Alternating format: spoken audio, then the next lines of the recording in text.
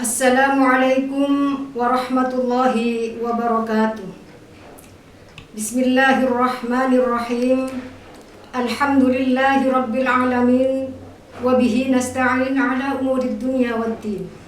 Wassalatu wassalamu ala ashrafil anbiya'i wal mursalin. Wa ala alihi wa sahbihi ajma'in. Rabbi shrahli sadri wa yassirli amri. Wahlul 'uqdatam min lisani yafqahu qawli. Al-ayat.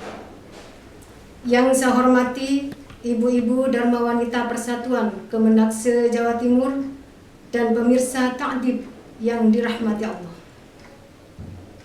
Sangat patut kita bersyukur kepada Allah Subhanahu wa Ta'ala atas segala limpahan nikmat dan karunia-Nya sehingga pada tahun ini kita disampaikan pada bulan Ramadan. Mudah-mudahan kita semua disampaikan lagi pada bulan-bulan Ramadan berikutnya dalam keadaan sehat walafiat. Sholawat beserta salam semoga tetap terlimpah curahkan kepada revolusi akbar junjungan kita Nabi besar Muhammad sallallahu alaihi wasallam yang selalu kita harapkan syafaatnya.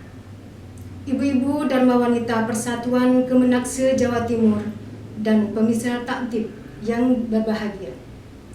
Rasulullah sallallahu alaihi wasallam bersabda, "Man shoma Ramadhana imanan wa ihtisaban, ghufira lahu ma taqaddama min dhanbi." Muttafaqun alaih.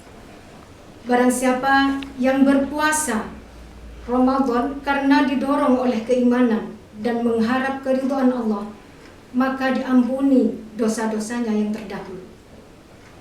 Maka puasa yang seperti apa yang dapat diampuni dosanya? Tentu puasa yang sesuai dengan ketentuan syariat. Di antaranya yaitu menghindari hal-hal yang membatalkan puasa, tidak hanya sekedar berpuasa. Ternyata yang membatalkan puasa itu bukan hanya makan dan minum, bukan hanya menghisap rokok, tembakau, vape dan sejenisnya, bukan hanya muntah dengan sengaja, bukan hanya perempuan yang keluar darah haid atau nifas, bukan hanya orang yang mengeluarkan sperma, bukan hanya orang yang berjima di siang hari, bukan hanya orang gila, bukan hanya orang yang murtad. Akan tetapi ada hal-hal yang membatalkan puasa yang jarang kita perhatikan, bahkan kita lengah, sehingga tanpa terasa puasa kita menjadi batal. Di antaranya yaitu pertama, memakan sisa makanan yang ada di sela-sela gigi padahal yang bersangkutan mampu meludahkan. Kemudian yang kedua, memasukkan obat atau benda lain melalui dua jalan. Ketika seseorang melakukan pengobatan melalui dua jalan, yaitu kubul dan dubur, maka puasanya menjadi batal. Contohnya seperti orang yang mengobati ambeien atau orang yang sakit memasang kateter urin.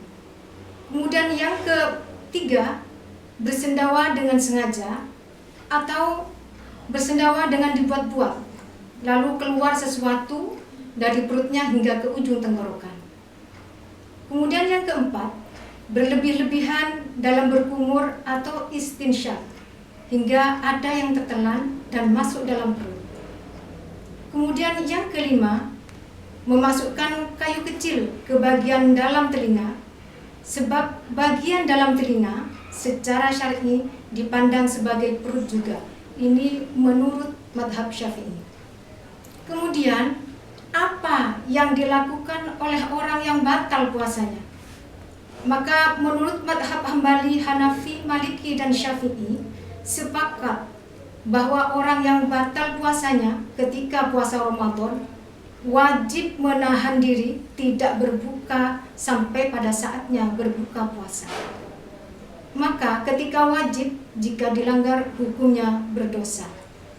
Itulah hal-hal yang perlu kita perhatikan dan kita waspadai. Semoga bermanfaat bagi kita semua.